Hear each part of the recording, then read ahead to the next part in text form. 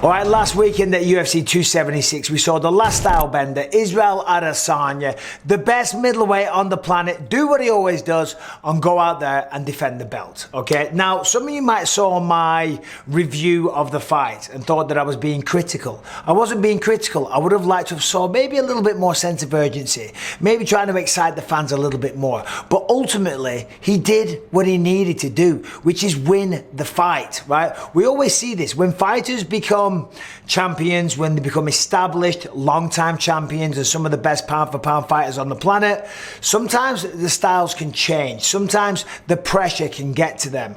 Two examples. And I'm not, by the way, I'm not saying the pressure even got to Israel Adesanya. And I'm going to talk about who's next for him in a minute. But if anyone's talking shit about Israel's performance, and I understand that apparently some people were walking out of the arena. That's called mixed martial arts. You fucking morons need to be in the kickboxing business. Well, they don't fully comprehend and understand what they were seeing, right? What Israel Adesanya did was brilliant. It always is. I'm a big fan. I love the way he carries himself. I love what he stands for. And I love his fights. I love the excitement that he's brought and I love the drama. I even love the walkouts. You know, the Undertaker one is a little bit cheesy, but you know what I mean? It is what it is. He's doing different stuff. He's entertaining the crowd. And if you're into professional wrestling, well, DC, he was losing his goddamn mind, wasn't he? He absolutely loved that one.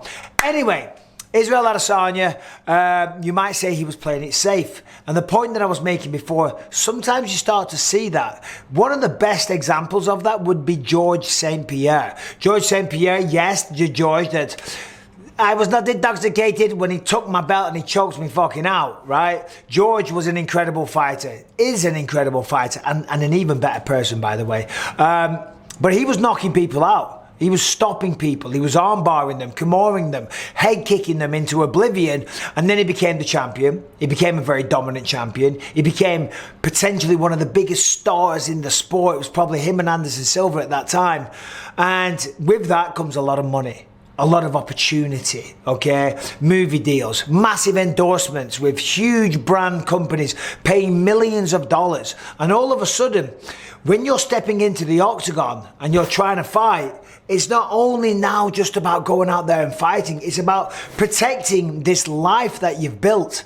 And again, I'm not saying that Adesanya should have taken more chances. I'm not saying that it should have been risky or go for the knockout like a madman. What I'm saying is, if you're in that position, which he is now, Adesanya's got deals with Puma and no doubt many, many more, but that's the only one that I can think of right now. But I'm sure there's tons of them. Listen, guys that are fighters, and we're not saying we're stupid, far from it, but a lot of the time we didn't go to college, we don't have a degree. Some do, some don't. You know, we don't necessarily have a degree that we can fall back on. We're not going to go on and become lawyers. When you build this life, you make your life better, you're setting your children up for something, generational wealth perhaps, certainly in the case of Conor McGregor and no doubt several others.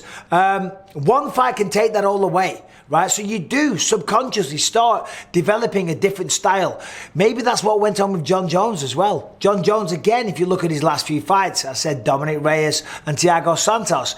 The John Jones of the early days that was going out there and just blitzing people from the very beginning, didn't give a shit, throwing caution to the wind, being super aggressive and hunting for the finishes, that guy didn't have the pressure that John Jones has now. And I'm not talking about the pressure of a Francis Ngannou trying to smash your face in. I'm talking about the financial burden. I'm talking about the financial pressure. I'm talking about the millions of dollars, maybe the people that work for you, the fancy lifestyle, the big house, the flash cars, the investments, the gym, all these businesses that you invest in. And then of course you got all the clingers, the hangers on, the people borrowing money and all the rest of it. So then when you're stepping in the octagon as a fighter, yeah, you've got your opponent to beat, but you've also got other external factors that play with this thing. And I always say the mind is the number one thing. But now let's get into who Israel Adesanya should fight next. And you know where I'm going. It's Alex Pereira, okay? And a lot of people, I've seen some comments online, some people aren't happy, and probably Izzy feels the same way. I know his coach, Eugene Berman, says that Pereira's skipping the line. I'm gonna be real, you got handed to you, you got Dana White privilege. And I guess he is, but the reality is, who else is there, right? Because Izzy's so dominant, Izzy's so good, he's running out of opponents. Robert Whittaker, beaten twice. Jared Cannonier just took him out. Marvin Vettori, beaten him twice. Derek Brunson knocked him out in style. Paulo Costa, beaten him. Sean Strickland, no need, just got knocked out. These guys aren't getting a title fight anytime soon. The reason that Alex Pereira is because there's a storyline there. And we know what the storyline is. The storyline is that he beat him twice in kickboxing. Pereira's a tremendously skilled kickboxer, but more importantly, very aggressive, a little bit wild, and has got knockout power. Now, Sean Strickland on Saturday night went into that fight extremely confident. Sean's a great fighter. Sean's got good hands. Sean's got very, very good jiu-jitsu. I know personally, I used to train with him a lot.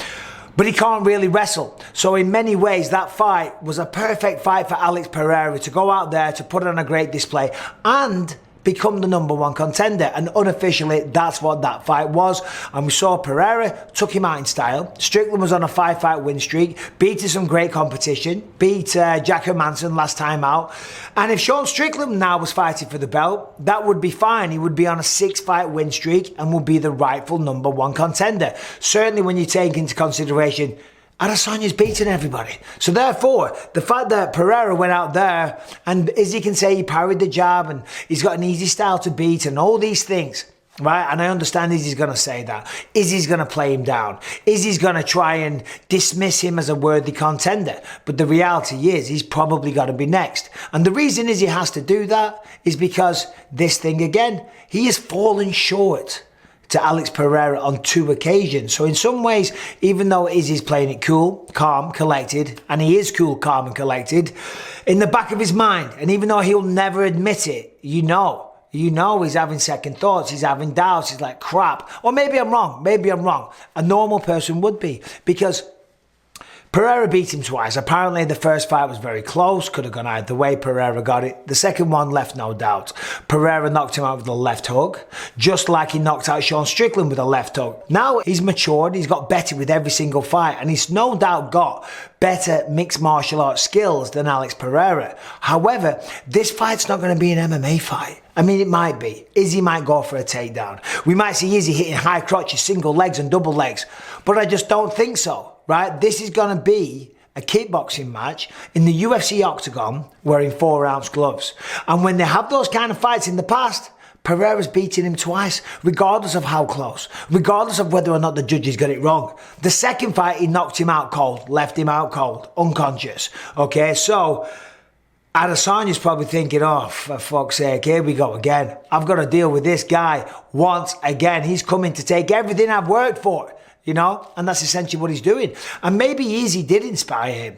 Maybe Pereira did see Izzy go to the top of the mountain in the UFC, become world famous, you know, and maybe Pereira can't do that. Maybe he can't be the star that Israel Adesanya is, because Izzy's got the whole package. You know, he's got the personality, he's got the charisma, he's got the looks, he's got the fashion, he's got the dancing, he's got the walkouts, and he's got the skills to match. Are you intoxicated or something?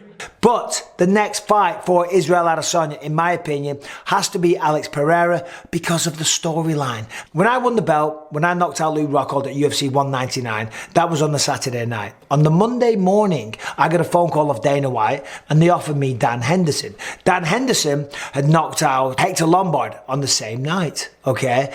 And because Dan Henderson knocked me out unconscious, knocked me into another dimension at UFC 100, there's a storyline. They've got marketing footage. It is the perfect storm. Everybody loves seeing Dan Henderson knock me out. Right? I went on a good win streak. I became the champion. Dan Henderson knocks someone out on the same night. It made perfect sense. And before you hate to start, I didn't ask to fight Dan Henderson. That's who Dana White offered me because of the storyline. So to bring this back to the original point, Israel Adesanya, Alex Pereira, regardless of what you think, whether or not they've jumped the line, Pereira is right now, in my opinion, the #1 contender. And when you put together all the story, the marketing footage that they have, this is a promoter's dream. And there it is. Israel Adesanya, Alex Pereira, judging by Izzy's schedule in the not too distant future. Anyway, just a few thoughts for you on the middleweight division. And by the way, Izzy, if you see this one more time, congratulations on defending the belt.